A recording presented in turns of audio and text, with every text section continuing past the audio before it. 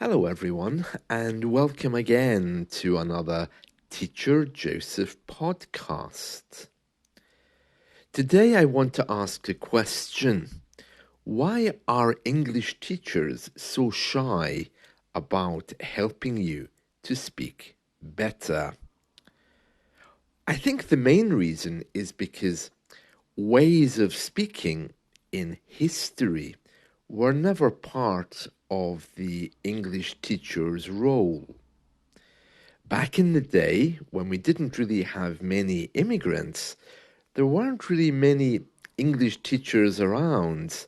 I mean, there were teachers who studied English literature, but there weren't really many English language teachers.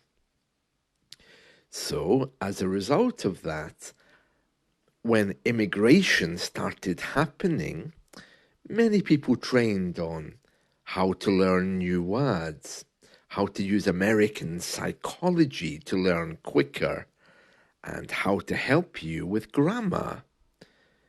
The idea of speaking better in history was something which existed in the minds of the people who were involved with our class system. For example, if you were of the lower classes and then you wanted to marry someone of the higher classes, you really needed to know how to speak better. You needed to speak like an upper class person rather than like a lower class person. These people who could help you with that, they were called elocutionists, and they showed you how to pronounce the vowels and how to pronounce the sounds. For some reason, culturally, they were always little old ladies who never married, who had a piano. I don't know why that was the case, but they were a little bit like the people who work in libraries, a little bit strange, you know. But anyway, they lived in a world of their own, I think.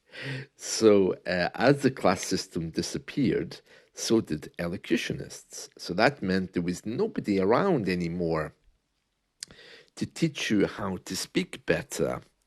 And then in 1990, Margaret Thatcher, she passed something in Parliament. She passed a law, or she created a law, which was called the Broadcasting Act. And that allowed for all regional accents to be on television. And when that happened, of course, suddenly on our TV screens, we had newsreaders with Scottish accents, people doing the weather from Wales, Irish people doing the news. It was good for our immigrants because it gave them access to working in the media. But for the rest of us who had trained with Queen's English, it meant that the job market became more competitive. So that was, you could say, the real end of elocution, because I think radio presenters needed someone who could teach them how to speak properly. Fortunately, the colleges and universities all were still offering courses for actors. I know that my local college has a department of speech and drama. So now that's where people go generally to speak better. However, many English teachers like myself have picked it up and do teach it. It's very difficult to find courses on it, but some teachers on Italki and in other places love the idea of teaching better speaking because we've worked on radio and we have experience in how to teach you to speak clearly without an accent or with a particular accent that you want. It's all about the mouth movements. When you move your mouth down, it gives you the perfect vowel sound. And that's for, of course, for received pronunciation. If you're looking for any help with pronunciation or changing your accent to sound more native, the key thing, of course, as I always tell you, is shadowing. Shadowing is listening to a native speaker and repeating. It's the most natural thing in the world. It's completely free. You just listen to a nice voice and you imitate it. This is what children do. This is how children get their accents. It's only when we're older that we go looking for academic courses and elocutionists to help us.